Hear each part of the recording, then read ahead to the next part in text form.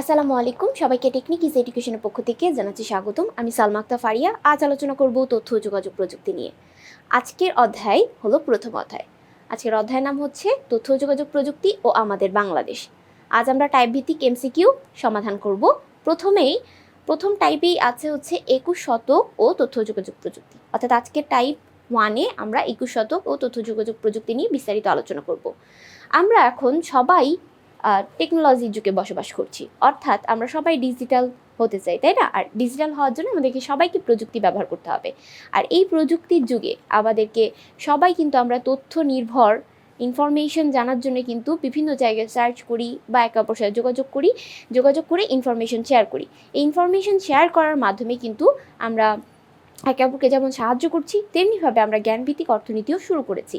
প্রথম কোশ্চেনে কি বলা হয়েছে দেখো, তথ্য প্রযুক্তি বলতে কি বোঝায়? তথ্য যোগাযোগ প্রযুক্তি বা তথ্য প্রযুক্তি বলতে বোঝানো হয় তথ্য প্রক্রিয়াকরণ ও ব্যবস্থাপনা করার প্রযুক্তিকেই তথ্য প্রযুক্তি বলা হয়। অর্থাৎ তুমি তোমার ফ্রেন্ডের সাথে যে তথ্যটা শেয়ার করছো, সেটাই কিন্তু তুমি কম্পিউটারের মধ্যেই কিন্তু সুন্দর করে গুছিয়ে প্রক্রিয়াকরণ করে ইনফরমেশনগুলো ধরো তুমি গুগলে সাবমিট করলা, সেই ক্ষেত্রে কী হবে, ওয়ার্ল্ড ওয়াইড সবাই ধরো সেই সম্পর্কে জানতে পারবে। যেমন বাংলাদেশের কোথায় কি জিনিস পাওয়া যায়, সেই জিনিসটা প্রত্যেকটা দেশের আলাদা আলাদা কিন্তু নিজস্ব কালচার থাকে, নিজস্ব কিছু ফেস্টিভ্যাল থাকে, নিজস্ব কিছু ফেভারিট খাবার থাকে।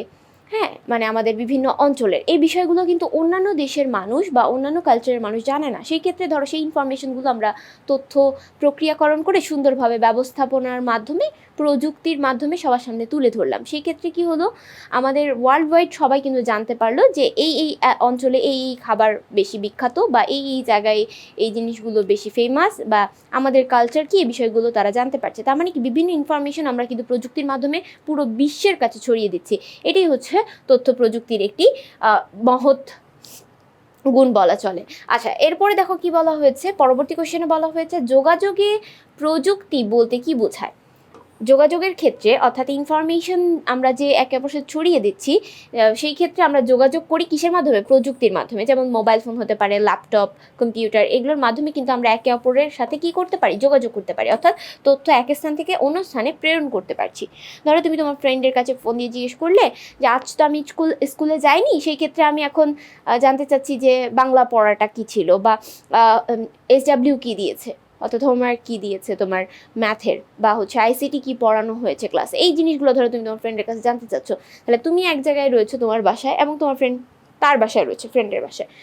তাহলে তুমি তোমার বাসা থেকে অন্য আরেকটা জায়গায় কিন্তু কী করছো, একটা তথ্য জানার জন্য তাকে কল করছো। কিসের মাধ্যমে? একটা প্রযুক্তি ব্যবহার করে। তাহলে এক স্থান থেকে অন্য স্থানে তোমার ফ্রেন্ড যে তথ্য পাঠাচ্ছে এবং যে মাধ্যমে পাঠাচ্ছে সেটাকেই যোগাযোগ প্রযুক্তি বলা হচ্ছে। আচ্ছা, এরপরে দেখো 3 নম্বর কোশ্চেনে কী বলা হয়েছে, 21 শতকে পৃথিবীর অর্থনীতি কী ধরনের? 21 শতকে পৃথিবীর অর্থনীতি হচ্ছে জ্ঞানভিত্তিক অর্থনীতি। আমরা ইতিমধ্যে বলেছি, এখন আমরা সবাই জ্ঞানের উপর নির্ভর করে কিন্তু কাজ করছি, এবং ইনফরমেশন যার কাছে যত বেশি, সেই কিন্তু তত বেশি স্মার্টেস্ট, এবং সব দিক থেকে সে কিন্তু লাভবান হচ্ছে।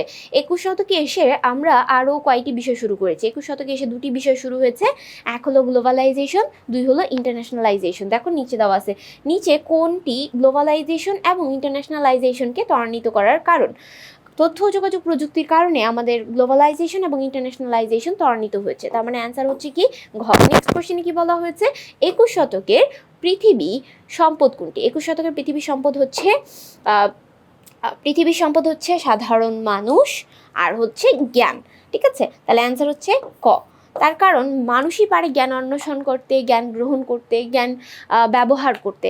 এছাড়া এর জন্যই কিন্তু পৃথিবীর সম্পদ মানুষ বলা হচ্ছে, আর 21 শতকের সম্পদ হচ্ছে জ্ঞান। কারণ যার যত বেশি জ্ঞান এবং সেই জ্ঞানকে যে যত বেশি এক্সপ্লোর করতে পারছে, কাজে লাগাতে পারছে, সেই কিন্তু এখন সফল। অ্যাজ লাইক দ্যাট, আমি যদি ফেসবুক এর নির্মাতার কথা যদি বলি, মার্ক জাকারবার্গ, সে কী করেছে, সে কিন্তু তার নিজের জ্ঞানকে কাজে লাগিয়ে ছোট্ট একটা বিষয়কে কিন্তু এখন পুরো সে একটা বিজনেস প্ল্যাটফর্ম দাঁড় করিয়েছে। অ্যান্ড ইনফ্যাক্ট আমরা সবাই ফেসবুক ইউজ করি, অ্যান্ড ফেসবুকে এখন মানুষ বিজনেসও করছে, অর্থাৎ কমার্সও শুরু হয়েছে আমাদের ফেসবুকের মাধ্যমে।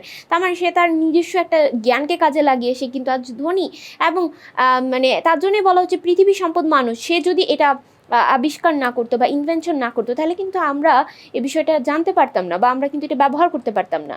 এছাড়া যদি বলি, কম্পিউটার যে আবিষ্কার করেছে চার্লস ব্যাবেজ, তার জ্ঞানকে কাজে লাগিয়ে সে কম্পিউটার মানে আবিষ্কার করেছে। আর এই কম্পিউটারকে আমরা ব্যবহার করে এখন নিত্য নতুন বিভিন্ন সফটওয়্যার তৈরি করছি, গেমস খেলছি, বিনোদনের জন্য আমরা বিভিন্ন লেখালেখির জন্য বিভিন্ন সফটওয়্যার ব্যবহার করছি কম্পিউটারের মাধ্যমে, মানে অনেক পরিমাণের লাভবান আমরা হয়েছি। তার মানে সাধারণ মানুষই পারছে জ্ঞান অন্বেষণ করতে, জ্ঞান গ্রহণ করতে এবং জ্ঞানকে কাজে লাগাতে, তাই না? তার মানে পৃথিবীর সম্পদ মানুষ, এটা একদম ক্লিয়ারলি বলা যায়। আচ্ছা, তারপরে দেখো 7 নাম্বার কি বলা হয়েছে, কোনটির কারণে মানুষ সম্পদ হয়ে উঠেছে? কোনটির কারণে? নিজের জ্ঞানকে কাজে লাগানোর কারণে। একটু আগে বলছি, সো অ্যান্সার হচ্ছে গ। 21 শতকে এসে আমরা দুটি বিষয় শুরু করেছি, যার একটি হলো গ্লোবালাইজেশন আর অন্যটি হলো ইন্টারন্যাশনালাইজেশন, ঠিক আছে? তার মানে অ্যান্সার হচ্ছে গ। তারপর নেক্সট কোশ্চেনে চলে যাব।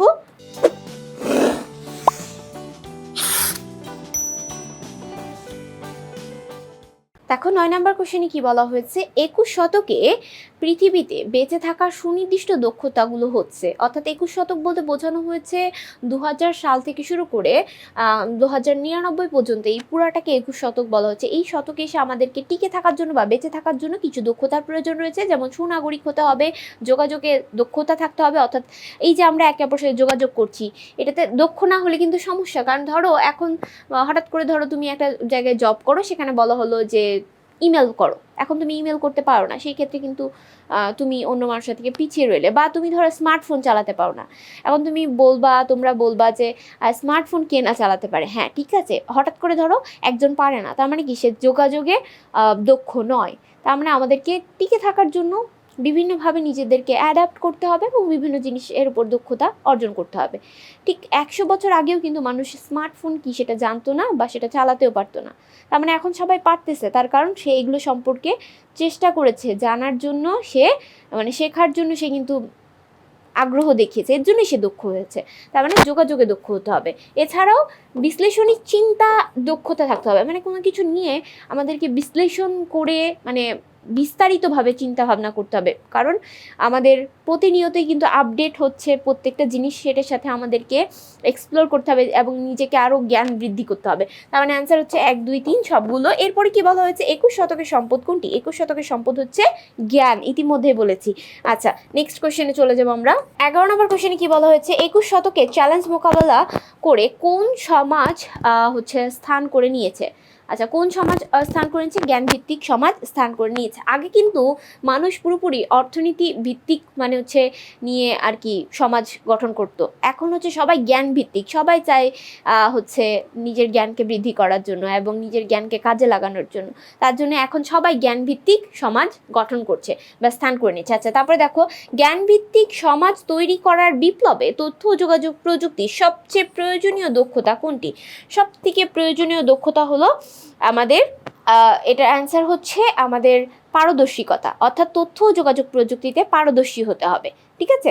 অর্থাৎ আমাদের এখানে সবগুলোই অ্যান্সার সঠিক। যেমন আমাদের সৃজনশীলতা থাকতে হবে, অবশ্যই যোগাযোগে দক্ষ হতে হবে, চিন্তন দক্ষতাও বৃদ্ধি করতে হবে, কিন্তু তথ্য ও যোগাযোগ প্রযুক্তির সব থেকে বেশি প্রয়োজন হলো পারদর্শিকতা, অর্থাৎ তথ্য ও যোগাযোগ প্রযুক্তি যে যত ভালো পারবে সেই আমাদের জ্ঞানভিত্তিক সমাজে বড় একটা স্থান দখল করতে পারবে। অ্যান্সার হচ্ছে ঘ। নেক্সট দেখো 13 নম্বর কোশ্চেনে কি বলা হয়েছে, নতুন পৃথিবীর অলিখিত নিয়ম কোনটি? নতুন পৃথিবীর অলিখিত নিয়ম হলো আন্তর্জাতিকতা। আমরা সবাই জানি যে আমরা সবাই সবার দেশকে আন্তর্জাতিক করতে চাই, এর জন্য নতুন পৃথিবীর অলিখিত নিয়ম হলো আন্তর্জাতিকতা, অর্থাৎ সবাই আন্তর্জাতিক হতে চায়, যেমন আমাদের বাংলাদেশও কিন্তু আন্তর্জাতিক বাংলাদেশ, তাই না? আচ্ছা, তারপরে দেখো 14 নম্বর কোশ্চেনে বলা হয়েছে, শিল্প বিপ্লব হয় কখন? শিল্প বিপ্লব ঘটে আমাদের অষ্টাদশ থেকে ঊনবিংশ শতাব্দীর মধ্যে শিল্প বিপ্লব ঘটে। আচ্ছা, এরপরে দেখো, পৃথিবীর চালিকা শক্তি হিসাবে কাজ করবে কারা? আচ্ছা, পৃথিবীর চালিকা শক্তি হিসাবে কাজ করবে যারা জ্ঞানভিত্তিক সমাজ তৈরি করার বিপ্লবে অংশ নেবে, তারাই হলো পৃথিবীতে চালিকা শক্তি হিসাবে এখন কাজ করবে, ঠিক আছে? তারপরে দেখো 16 নম্বর কোশ্চেনে কি বলা হয়েছে, যে আমরা এখন কোন শতকে বসবাস করছি? আমরা এখন 21 শতকে বসবাস করছি। আচ্ছা, আজকে এই পর্যন্তই, পরবর্তী ক্লাসে আবারও দেখা হচ্ছে। আল্লাহ হাফিজ, সবাই ভালো থাকবে, সুস্থ থাকবে। আসসালামু আলাইকুম ওয়া রাহমাতুল্লাহি ওয়া বারাকাতুহু।